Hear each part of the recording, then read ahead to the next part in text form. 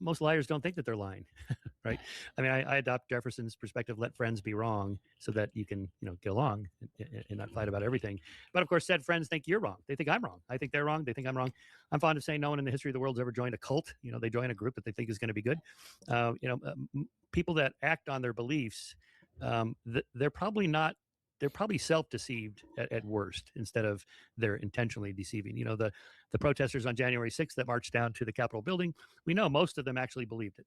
They told us. Even the guys that went to prison, they said, "Yeah, I think the election was stolen." Even after they got out of prison, I still think the election was stolen, right? Because the boss said so, so they believed it. Or, the ICE protesters, they're told that the ICE agents are like the Gestapo. Trump is like Hitler. These are the Nazis, and they are disappearing our innocent citizens. Well, if you really believe that's exactly what's going on, of course you'd be outraged. Of course you'd go out there and scream and yell and blow whistles and maybe cross the line and get in the middle of the street, and then bad things can happen. Okay, so people.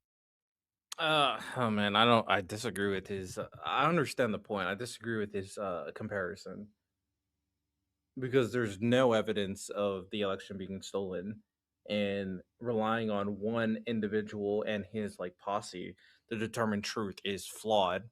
There's multiple different types of information. Now, I'm not saying that they're Nazis or anything, but I also think a lot of people are coming to conclusions and protesting because they did see Renee Good get shot.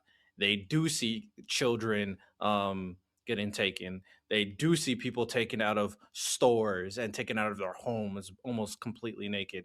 They do see the facts of most people that are being detained and put in these weird prisons or have no criminal history. They do see people who are getting taken regardless of U.S. citizen. They do see racial profiling based off you are speaking a certain way or some type of like look, right? So these are information that is factually correct that can be misperceived in terms of overall conclusion of Gestapo or Nazi or whatever. Even though I think Donald Trump is a fascist and I think MAGA is MAGA does support fascism.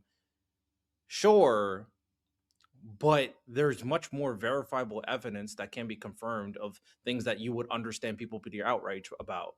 In terms of the election was stolen, all of that has been debunked. All the information is wrong, and nobody can say otherwise. They just say, "I don't care," right? So I just think it's a false analogy, false comparison. I understand the point, but I do think it begs the question.